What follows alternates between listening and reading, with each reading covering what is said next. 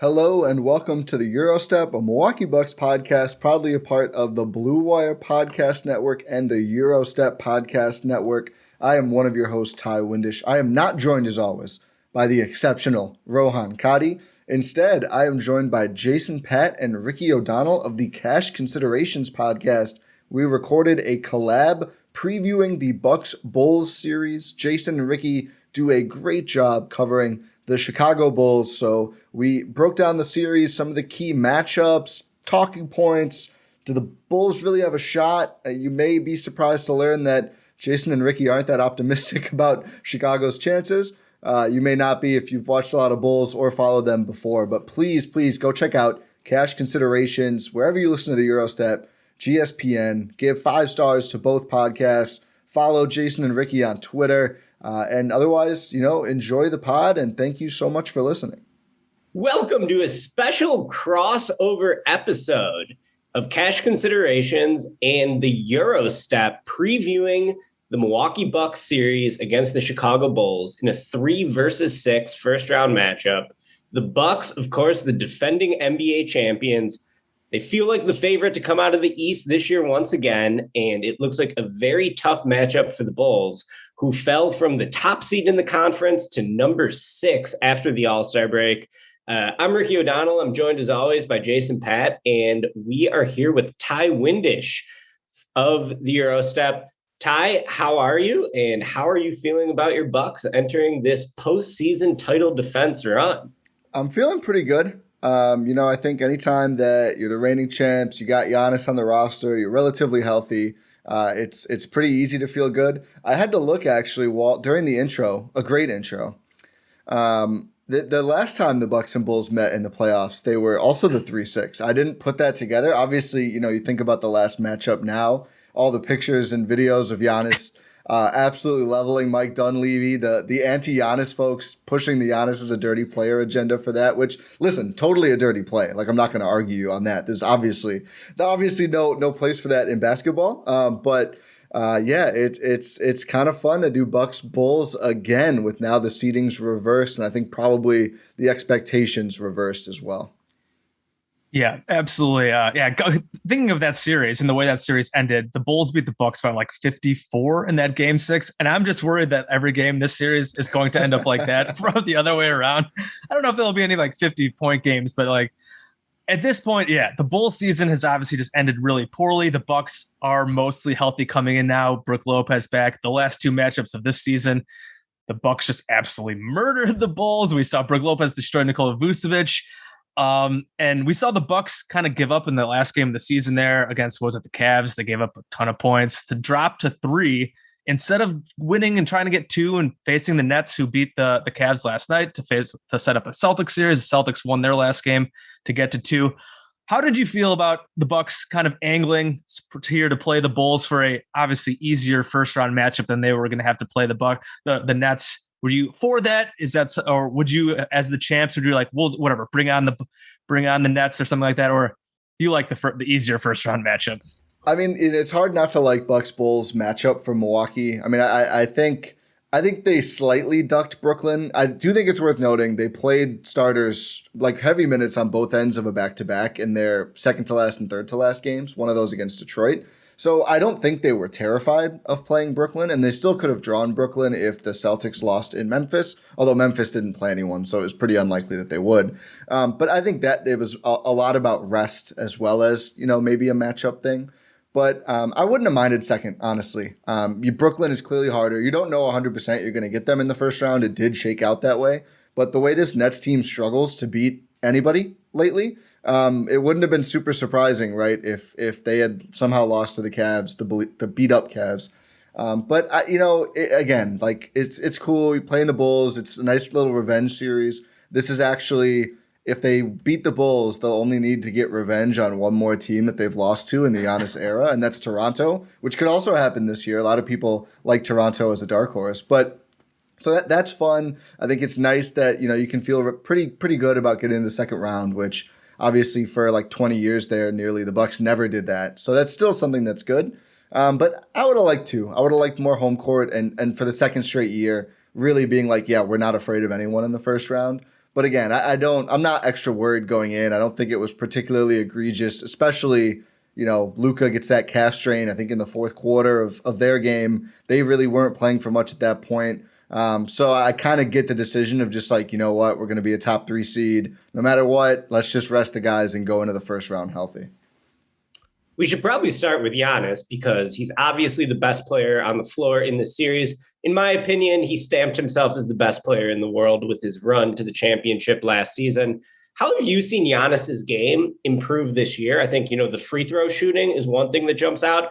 We also saw him hit a step back game-winning 3 to beat the Nets only about a month ago. And just looking at his statistical profile, I also noticed this was the highest free throw rate of his career. So as someone who's watched presumably every game of his career, sort of how have you seen his skill set develop this season in particular? And sort of what makes this version of Giannis scarier than the one people were sort of questioning heading into the playoffs the last 2-3 seasons? Yeah, I think he never really was, right? But I think he's even farther now from the run and dunk man or whatever James Harden would say. Those two hating each other always brings me joy. I think it's cool. I think more NBA stars should just fairly openly hate each other. But I think the shooting, especially honestly the mid-range shooting, has been more of a revelation than the three-point shooting. He's kind of, for not a couple years maybe, but more than a year now, been like, he'll take threes. He's confident in doing it. He'll make some big ones. He'll have some really good games from 3. Every time he does, you go, oh, is he up to like 35% now? And you look and it's like still 32%, 33%, 31, whatever it is, not that league average mark that you'd really love to see him at. But I know his mid-range shooting percentages people have shared, and this was talked about on like the KD and JJ Redick podcast. That I know JJ Redick brought this up, but like that number has gone up a lot. And you've seen this season in particular, after that playoff run, he's gotten a lot more comfortable with the step back, the turnaround jumpers, just pulling up too, like just dribbling up. And, you see defenders drop back to cut him off from the rim. He's really comfortable pulling those up now. And it's just, that's the shot where the 3 would be great. And still, when you see someone bite on a Giannis pump fake at 3, it's still tremendous. Like, it's still like, you should never, ever do that, man. I get it. It's hard. Just never. Just let him shoot it every time. But the mid-range one is right, because if you need to give him the respect to guard him up close everywhere, just nobody can hang with him for a full game. Like, he's too fast. He's too strong. There's not really a defender with the combo of size, strength. I mean, maybe Kawhi, if he can get back healthy. But there's not many guys, right, who can really, really hang with him. So I think that's been a big deal, getting more comfortable with that shot and making that shot. Also, passing. I think he's gotten better again as a passer this season. So I think his best dunking year, like attacking the rim year, was probably that first MVP season when the Bucks won 60 and he just destroyed every rim. Now I think that what we get even more excited about is he makes a great pass under the basket, or a crazy loop around over the arm 3 right to Drew under the basket, stuff like that. I think he's become able to control games more with those kind of skills. And that's what's really, this year, all their fourth quarter success in the second half of the season, a lot of it just comes down to Giannis taking over a game every possession. And there's just not much defenses can do about him anymore. Yeah, I think we kind of saw that. I think it was the last Bulls matchup where Giannis was not trying to score at all, was looking to distribute, and the Bucks just were killing the Bulls offensively. Still, was just getting great looks. Although, are you worried at all about Giannis stopper Patrick Williams being back in the fold to slow him down? He just had a breakout game against the Timberwolves in a game that didn't mean anything, but he did look great. I am very interested to see. Just as a Bulls fan, Patrick Williams, we didn't have him basically all season. I'm assuming he will be getting the Giannis assignment, which is obviously a super tough ask for a 20-year-old. I guess what do you make of that matchup? Do you think there's it's just tough to say because he's so young. I was like, how can Patrick Williams slow down Giannis? He's not going to do it, but he has a bit more size and a bit more just any of the other Bulls guys. I guess what are you looking for out of that matchup, and anything that Patrick Williams can learn from the series going up against Giannis and something like that? It's going to be interesting at least to see. And that's one, I think, main thing for Bulls fans to watch, especially if the series does get really ugly. Yeah, no, I think there's a lot that he could take away, and I think he'll probably improve as the series goes. The hardest part for him, Patrick Williams, is I mean, one, not getting discouraged, I think, because like there's going to be plays where Giannis just wins no matter what and dunks on you, and there's just nothing you can do. But I think what goes with that is learning how to defend without fouling. And you mentioned, I think, Ricky, the free throw rate has gone up this year. I still don't think Giannis intentionally grifts much, but I think he's done it a little bit more. And in terms of trying to learn, how to make the contact more obvious, how to sell it a little bit more, even though, he's not one who will usually just like throw the arms up. He'll still try and make the bucket, but I think he's leaning into that a little bit more, which is probably smart, just looking around the league and how stars operate and use that cachet with the officials. But I think if you're guarding Giannis, I think players like Patt will have a better shot than some teams will just try and throw like an average center. It's a terrible idea. Like DeAndre Ayton can do pretty well, but no offense, Tristan Thompson, I just don't do it. We saw that tried a couple games ago, and that did not go well. Please intend offense when you're talking about Tristan Thompson, as far as I'm concerned. Yeah, I noticed he hasn't been very popular with the last couple fan bases, or it seems like rosters he's been on. But that doesn't work. So I think doing like a stronger, rangier wing player is a better idea, and just kind of try to get in clean stances, absorb contact and make it obvious that you're taking contact. Especially the one thing that Giannis gets, I'd say, whistled for the most is when he'll lead with the shoulder or elbow, maybe do a little hook. So I think trying to draw those kind of fouls or just at least being in that position enough to start getting that whistle over the course of the series. But I think you got to stay in front of him. If he shoots, you just accept it and try to absorb the contact. But do I expect him to slow down or stop Giannis? Obviously not. But like Grant Williams did a pretty good job in the Celtics game. I think, you show him some contact up front early. You just have to be able to defend without fouling, which is so difficult with how fast he moves, how long those limbs are. But I think that's going to be the key for him to, at least have a shot to slow him down a little bit. I want to talk about Brook Lopez a bit because for the majority of the season, the absence of Brook Lopez was one reason why I thought, maybe the Bucks are going to have a tough time repeating this year. He did not debut until March 14th, or he didn't play. I think he played the first game of the year and then didn't play until he played the first March game 14th. Against Brooklyn and then, did not play until, And then he had the back injury and kept him out for the vast majority of the season, only ended up playing 13 games. So I was very curious. You got a big man just about in his mid-30s, back injury, not a good combination historically. However, I think Bulls fans saw up close that Brook Lopez can still be pretty damn good when he hung about 30 on Vooch a few weeks back. So how comfortable do you feel with Brook Lopez?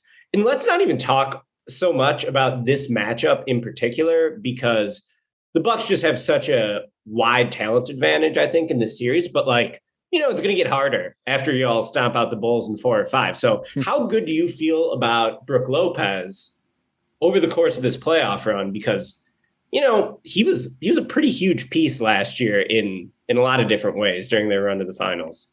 Yeah, I think on a team of guys who most Bucks fans would probably say are underappreciated, Brook might be the most, whether it's what he did in that playoff run in over the course of a season. I think really it's become so obvious watching them with and without him for so long is, they finished, I think, like 14th in defense, and they were closer to top 5 or even higher in pretty much every other year where they had Bud and Brook Lopez. So that impact was really felt and what he provides on that back line. And I think the Bulls game, there was a couple games. The first couple, he looked pretty good defensively. I think we tried to be so cautious with our expectations, right? Because like you mentioned, an older, legit 7-footer, a heavy guy with a back problem sounds like such a terrible combo. And then, Serge Ibaka, similar age, had come back from back issues.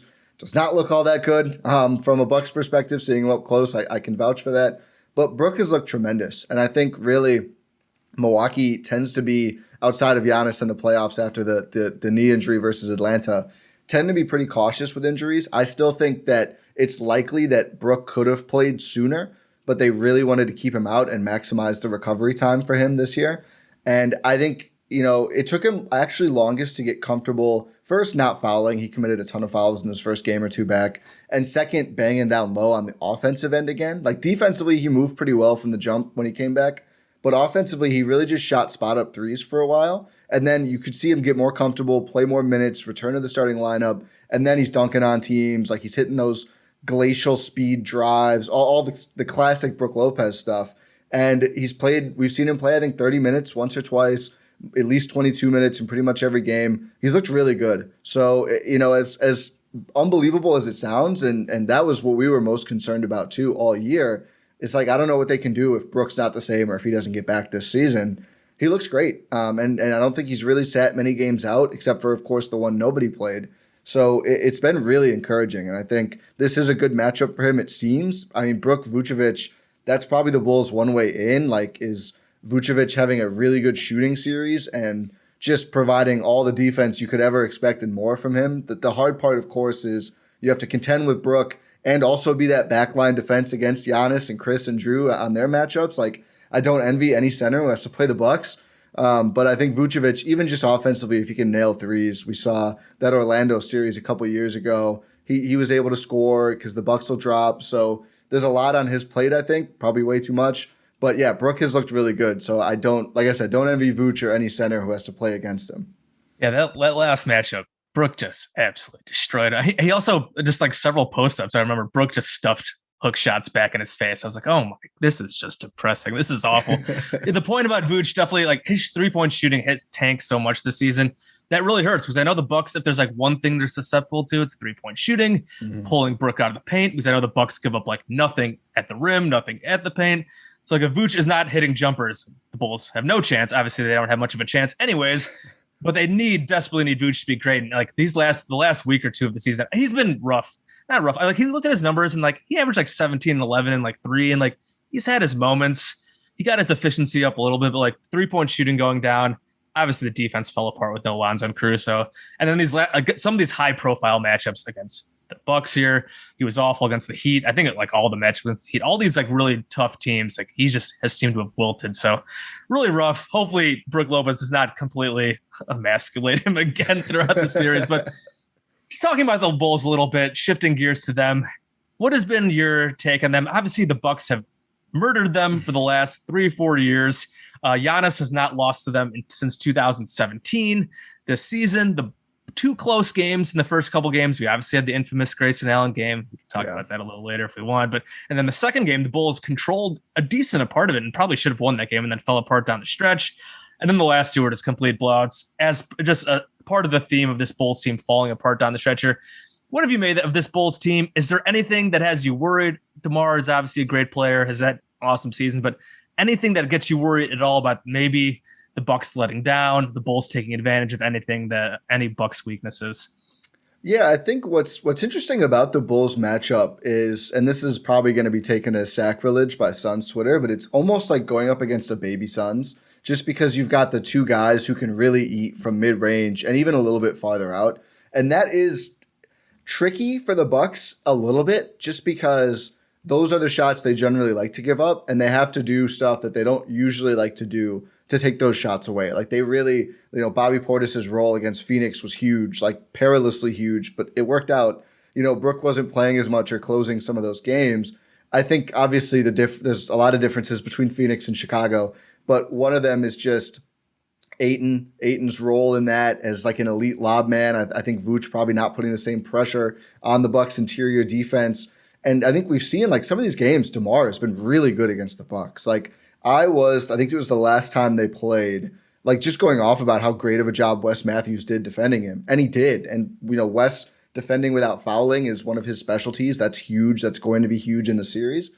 I think DeMar had 40, right? It didn't really matter. They didn't slow him down that much. And that shows you, that's going to be something where the Bucks probably are going to give up some huge games to DeMar and to LaVine if he's feeling all right. I know he hasn't really looked great for his standards since coming back, but I think, those 2 guys being red hot from mid-range, and then, the Bulls are going to have to find some advantages on the margin. I think that's their formula for stealing games. But I think the Bucks' perspective is going to be we'll let DeMar shoot over Wes all day. We'll let LaVine shoot over Drew. The guys will move around. I'm sure Drew will take some stints on DeMar as well. But I don't think they're going to abandon the drop as much as they can against Chicago, because their preference is to defend like that. I mean, take away the rim, try to take away threes as much as possible. If they're over helping, that could be the way the Bulls get into a game too. If you see that sloppy help go toward DeMar, opens up a corner three, that's something the Bucks are going to have to watch for. But I think honestly, they're probably going to say, good luck, DeMar and Zach. Shoot a bunch of mid-rangers that aren't wide open. We think we can outscore you enough on the other end for it not to matter if you're pretty hot. And I think it's probably against this team a better strategy than it is against Phoenix, because I just don't know if there's going to be enough other scoring or enough defense to make it so the Bulls end up outscoring, even if DeMar and Zach have great games. You took the next question right out of my mouth. I wanted to ask about the matchups. Who Holiday guards in this series? Obviously, both teams are going to throw multiple defenders at their other stars. Jason talked about Patrick Williams primarily drawing the Giannis assignment. I think Giannis is going to see a lot of zone. I think Giannis is going to see a lot of Alex Caruso, some Javonte Green. It's going to be the same thing on the other side too, right? There's not going to be one guy specifically guarding DeMar or one guy specifically guarding Zach. But you just mentioned Wes Matthews drew the assignment on DeMar for long stretches in previous matchups in the regular season. Just sort of how do you expect those defensive matchups to shake out in terms of who's spending the majority of their time on DeMar and who's drawing Zach? Yeah, I think for a large part, it will probably be the Wes on DeMar and Drew on Zach. They like Wes on stronger and bigger players a lot, and I think that's what he excels at. That and just the defending without fouling is really, really a big part of his game. And you'll see when he was guarding DeMar, I remember he'd literally have his hands behind his midsection when he's going around screens just to make extra sure there's not, and it doesn't always work is the funny part, but just to make extra sure there's not going to be a whistle there. So, I think that's going to be the default. I think Chris will get some shifts on those guys as well. I would expect not to see Giannis as much. We'll see what they do. If the Bulls go very small where DeMar kind of plays the 4, I still don't think they would put Giannis on him. I think they're more comfortable to have him on, whether it's even Caruso, right? Anyone off ball where he can do that ranging thing. But I think, they're going to hide a little bit some of these guys. I don't think we'll see Grayson Allen ever purposefully matched up with LaVine. I think they're going to rotate the alignment so you can have Chris, Drew, Wes Matthews, maybe a little bit of Pat Connaughton. I think probably not that much of him either. And George Hill, if he's healthy, that's kind of a question for the Bucks. That's the one injury thing right now. Outside of DeAndre Bembry, who of course they waived, unfortunately. But George Hill's got some neck issues now. He's got some back spasms. So if Javon Carter plays, I think you could see him on LaVine. I don't think as much on DeRozan. Javon is strong, really capable defender, just small, right? So I think that's probably giving DeMar a little bit too much of an easy mid-range shot if Javon can't poke the ball out on the way up. But I think on LaVine, they might try that. I know Zach's not tiny either, but I think they like to throw defenders in waves typically, especially against the premier offensive players. But they're probably relatively happy with the matchups here. The one thing I could see is if West isn't having a great offensive game, they may toggle Drew over to DeMar and then bring in another guard to guard Zach. Interesting. Yeah, I'm just thinking going through these matchups, and we're talking about, you mentioned, Giannis ranging. The Bulls just they don't, especially with Lonzo out, and Lonzo being out is such a killer in general, but obviously in this series too, because talking about the Bucks sometimes give up a lot of threes. The Bulls have been lowest volume 3-point shooting team. And just they have so many guys they throw out there that you can range off of. And I feel that's going to be a problem. You just stick Giannis on, whether it's Pat, Javonte Green, he's just not going to guard them. And he's just going to wait for it, just clog all lanes. The Bulls are going to have to figure out a way. Somebody's going to have to hit some outside shots. Because you mentioned, DeMar goes off from mid-range. Last game, DeMar shot 70%, scored 40 points, and the Bucks won by 30. They need Zach obviously to be better. They're going to need to find some other guys to hit some shots, whether it's Kobe White, whether Pat can keep hitting shots, or even if Javonte, if he's going to be left wide open, they need to hit some outside shots, because I feel in almost all these games, the Bulls have just not shot well. That first matchup was 88-84 or something. Both teams shot really poorly, but if Giannis is going to be ranging off these guys, and if they're going to playing straight up on DeMar and Zach, or even if they start sending guys at DeMar and Zach, someone needs to hit a damn 3-point shot. And I'm just with Lonzo, no Lonzo, just killed this team so much. Not that the Bulls they'd be still a huge underdog here without Lonzo, but it's just so brutal because they just don't get up threes.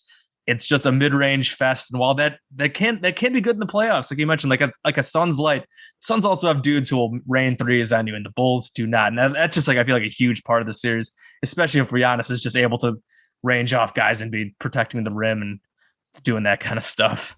Yeah, I mean, I think the Bucks, the way they tilt the math, right, by the way they play defense and the way they do wall off the paint, it's really hard if they're able to do that against you, and we've seen they kind of can against the Bulls. Again, we'll see if Vucevic can find that three-point shooting for him, they could help tilt that back a little bit. But if they're able to dominate the paint as they typically do, it's so hard to beat the Bucks if you're not outscoring them from three, just because like mid-range shots, even if you're on that 70% clip, it's really hard to outscore like shots at the rim and the Bucks threes. As you know, they're generating a little less now, I think, with Wes and Brook starting over Bobby and Grayson. But those guys will still see some minutes, and they still have some good shooters. Like when Pat counted in is hot, it's like the little things like that. Like Pat hits 4 threes or 3 threes even. And it's like, man, it's so hard to outscore the Bucks when they've got stuff like that plus the paint domination too. Safe to say the Bucks entering the playoffs have championship or bust aspirations. Anything less than a title is going to count as a disappointment. So what is your biggest concern for the team in terms of their ability to win the championship this year? Yeah, I think it's easy to just try and pick one between offense or defense generally for the Bucks. And I think I still am pretty confident in the offense. Even going with Wes as a starter, you obviously lose some dynamism there. But I think defensively, it'll just be even post break. They haven't had a great defense, and I think they believe that we've seen stretches where they're amazing, but it just hasn't been whole games. So I think for the Bucks, their biggest concern is probably going to be being able to defend at that championship level effort, or not championship level, I guess, just works by itself, for enough of a series. And they just haven't done that very consistently this season. Again, 14th in defensive rating is really bad for the Bucks. It's great to see the offense go up. Is the third quarter thing still a thing? I meant to look this up. I know they were like through a good portion of the year, like they were good defensively in like every quarter. And then the third quarter, they're like worse in the league. Has that still been a trend? Yeah, finish the year. It's been here and there. I think they actually won it against the Cavs, which was hilarious, but that wasn't a real game anyway. And like the Pistons, they did really well, right? I think the Celtics, I don't remember. They might have lost it. But like Philly, it was bad the last Philly game. So yeah, it has been, and that's one where the team has talked about it. They're very aware of it. I don't know what the answer actually is besides just like playing better. It doesn't seem like they're getting super out schemed in third quarters. I think some of it may be, and I think this is probably their theory, is that it's just like they're kind of sick of playing some of these games over this long season. They're ready for the playoffs. But that's going to be the big, everyone hates the term flipping the switch, but is that going to be what their defense is like? Is it just great throughout games for most of the games again, outside of some open threes, which they're always going to concede?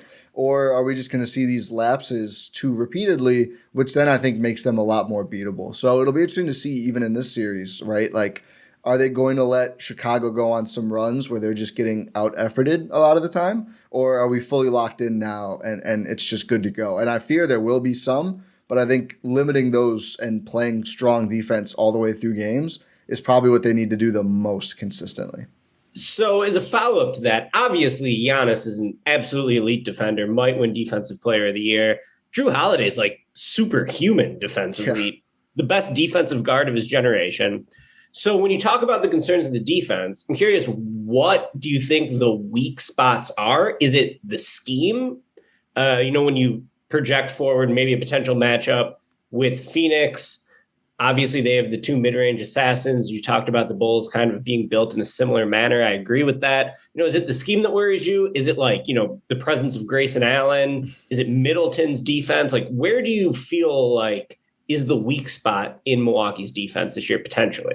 Yeah, I think Chris's defense has been pretty bad for a lot of the year. I'm hopeful that's going to turn around in the playoffs, but I just think it's really felt like a mail-it-in season from Chris. That's what I'm hoping for, at least. I'm hoping that that's not just Chris now. But he was not the same player that we saw in the playoffs, or I'd say even last regular seasons.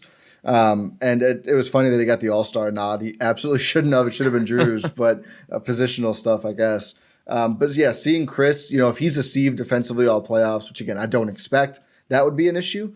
I think they still really struggle, even in drop, but especially when they're not in drop, of like how to send help right. They send really sloppy help at times, and either it's too obvious or it's too close and it gives up a shot right away, or it just doesn't get there in time, or they break down, rotating or stuff like that. And it's frustrating because sometimes you'll see it's like super crisp. They're to the guy before the passes, everything else. But sometimes there's just like these open threes that even for the Bucks, that it doesn't have to be that open, even the way they like to play, right? So I think that's one of the big ones. And I know there's been PJ Tucker in the last playoffs was saying like, don't help on KD. Like, I'll make him work, but we can't leave these shooters open.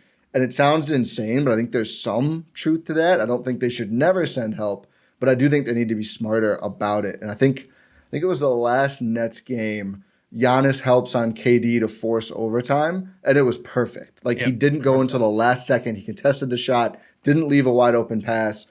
It's got to be more crisp like that. And I think their rotations, and this is, they're used to just sticking in drop and not having to move around, I think, the whole court as much. That's something that was kind of a work in progress this year. And that could be something that, again, comes to bite them in the playoffs. As this is, we're talking about Bulls Bucks here, got to ask about Bobby Portis, former Bull first round pick. I came to not really appreciate or like Bobby much just because he was okay. He had his moments, but I feel like he was always kind of loud without doing anything and just not being that good. That has turned out to be like great for the Bucks. Energy guy. We saw him become a playoff hero last season. How much has Bobby's play just like surprised you? What kind of role will he be playing here in the series and in the playoffs? Because like I said, he's become kind of a cult hero in Milwaukee. Yeah, he's a cult hero. If he doesn't have a key to the city, he will soon. But I think he's also become like, and not to do like a heat culture bit or whatever, but he's become a really big culture guy for the Bucks, I think, because they don't have that many talkers in general. There's just not that much that gets out. But like Bobby getting ahead of even being announced that he wasn't starting anymore and immediately being like, I'm totally fine with not starting, not playing in that Brooklyn series before they won a championship together. And he's immediately like, I don't care. Like I'll play whatever. It doesn't matter. All of that stuff that, maybe that wasn't the Bobby that you guys got in Chicago when he was fresh drafted and on his first contract, but that's who he's been the whole time as a Buck. And I think that kind of stuff is really important. And that's probably why, you see him getting offered a deal and PJ Tucker not that PJ wasn't that, but I think if Bobby isn't that kind of a guy and that kind of an important figure for their locker room, I think they probably don't strive to keep him as a priority this past offseason. But offensively, clearly that's where a lot of his strength is, hitting those threes, the offensive rebounding, scoring at the rim, probably too many mid-range jumpers off the bounce, but, you win some, you lose some, double-edged sword, all that stuff. I think defensively, he's gotten a little better. They've gotten better at knowing what to do with him. Earlier, they would try to drop with him. It just doesn't work. He can't do it. He can't man the five. I mean, I was going to say like Brook, but he's just not a defensive center. Yeah. But now they switch more, they hedge more. He can last. He's not great. He's going to get cooked sometimes, but he'll fight out there and he's going to try. So I think they're able to hide that side of the ball, hide him on that side of the ball better. And the energy is huge for a team that can get stale, that has some more stoic figures, I would say. It's nice to see him get out there when they're a little dry and just like, throw down a crazy dunk and freak out, or even like he'll do it on a tip in, put back. Like he doesn't really care as long as it's a big moment in the game. So yeah, he's been awesome to have, and really hoping that he can continue to be an every game player this playoffs, which he wasn't last time, and I'm pretty confident he will be, but you never know. Dante DiVincenzo traded at the trade deadline. Curious what you think about the wing depth this year compared to last season. You still got Patt around. Wes has been playing well a little bit down the stretch. And then you got Satan himself, Grayson Allen, filling in this year and, being a good three-point shooter, probably having maybe the best season of his career and a role very much tailored for his skill set. So just, what do you think about sort of the wing depth this year and how that will be tested in the postseason? Yeah, I think, it's solid enough. I would be a little distraught and I'm not over it, but I would be a little distraught over the Dante trade if he looked like the Dante DiVincenzo of last season, and he just didn't. The net rating with him on the court for the Bucks portion of his season, terrible. Like they ended up getting bombed in his minutes. He started out okay. He was more of a bench role and just getting his feet wet and everything, but the shot wasn't there. He's just such an aggressive player, sometimes to the team's detriment, like in going for steals or, the shots he'll take, the passes he'll throw. Always seemed like either he or the Bucks or both wanted him to be more of a combo guard, and he just wasn't. Like, I think calling him a wing is the most accurate to what he does well. But defensively, it does hurt, and it especially hurt when Patt gets hurt, right after the trade. Now that he's back, certainly feel better. I think they're deep enough, especially because they didn't have him for most of the playoff run last year. So comparing this roster of wings to the ones that actually played in the second, third, and fourth rounds, I think they're deeper. I think Wes has a lower floor than Dante does, game to game, not just like overall in their career arcs, but is so much more steady and reliable. And that's really what they need out of that fifth spot. They don't need, a big time gambler and freelancer to be the fifth starter or, the bench wing or whatever. So I think losing him defensively hurts, but they're okay because they did add Wes and he's really come through for them. And then Grayson Allen gives you just a much more consistent version of what Dante does offensively and more efficient. Even though he has some really quiet games, I think that's why he's not starting anymore. Is he was just so much of an afterthought when the big three is out there together for the Bucks that they just realized, you know what, let's take the defense, even if teams are going to respect Wes less from the perimeter. If if Grayson's not shooting anyway, what does it really matter, right? Like, how much does that gravity matter? So that's an important question. It's not like a settled matter, I think, in the org maybe, and certainly within Bucks Twitter, even on, our own podcast network, we argue about who should start or what the role should be for those two. But I think depth-wise, they're okay. It's just going to be difficult to figure out who plays where, how much, with who, with, I think, Wes, who is mostly defensive, Grayson, who's mostly offensive. But then you've got Patt there, who really plays both ways. I think they're really comfortable with his role. Now that we brought up Grayson again, you expecting any fireworks here from all the nonsense? The Bulls have fouled him pretty hard a couple times since the initial foul. And also, just did you think that suspension was right? What did you make of all that, the Caruso nonsense? Obviously, those Bulls fans, we were very angry at the time and still kind of angry. And Grayson Allen is just a very unlikable character from his Duke days. You expecting anything else to go on here? Any fireworks? I don't know. I mean, maybe by the end of the series, right? Because if it is frustrating for the Bulls, I think most people expect. I mean, Grayson's an easy guy to be frustrated at. I thought the suspension was warranted. I thought it was a dangerous play. I didn't think he was trying to hurt Caruso necessarily, but I did think there's just not a place in the NBA for even incidentally throwing a guy down in midair. It's just such a dangerous thing. So, and Bucks fans have been upset about the suspension. Twitter is just upset constantly. I don't think there's anything that can happen where people won't be upset. But I certainly get it from the Bulls side. Losing Caruso ended up being a big blow, clearly, because he's been so good for them. But yeah, I think, I just hope it doesn't become too much of a storyline just because I'd love to focus on the basketball with these teams. I'm sure it probably will. I'm sure it will at some point, no matter what happens. I hope that the Bulls have kind of gotten it out of their system. Vooch got him pretty good in the last game. I don't know if Tristan Thompson has yet. I know he's, said the most about it. Grayson blocking him was a personal highlight of their last game for me.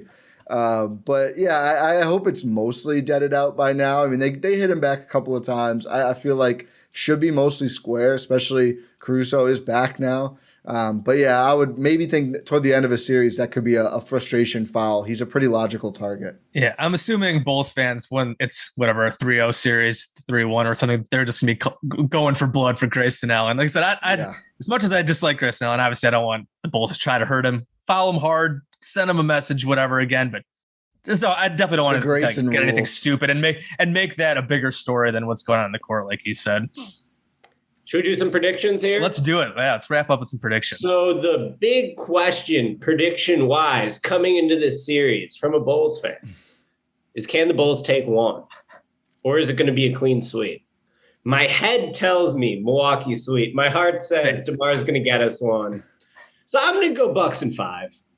Same. I'm going gentleman sweep, even though, like, would it surprise me if the Bucks come out and win every game by 20 points? Absolutely not.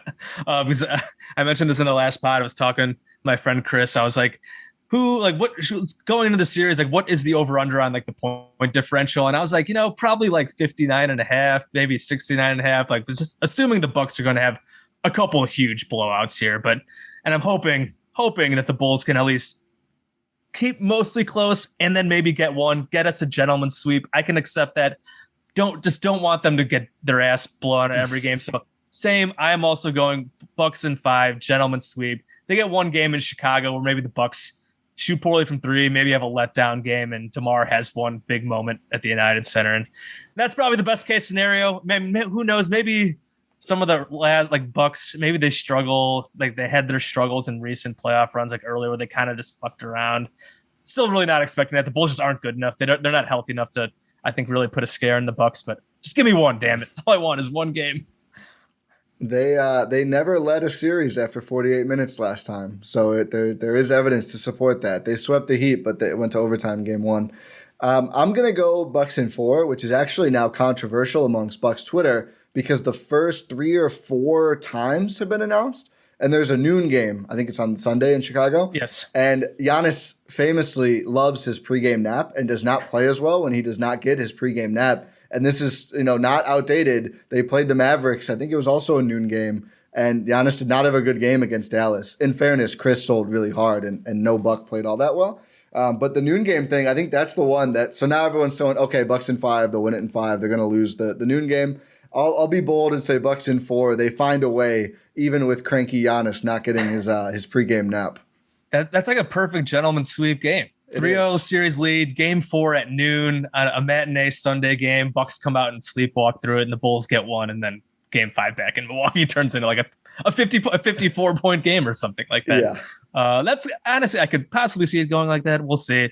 So it would not surprise me if the Bucks come out and just blow their doors off all 4 games, and hoping not, because it would be such a disappointment for this Bulls season to end like that, just because they really were a fun story, really good team. The first 70% of the season, they were 39-21. So the comeback, these last 20 plus games, just get smoked routinely by the Bucks and by every other good team out there. Like, I don't have the stat in front of me now against the top 3 or top 4 or whatever, but it's just so crazy how bad they are. I think it's like one Celtics win, and that was in like October when the Celtics were a hot mess. So like, there is no reason to think the Bulls really can win one game, but I'm just going with one just for the hell of it.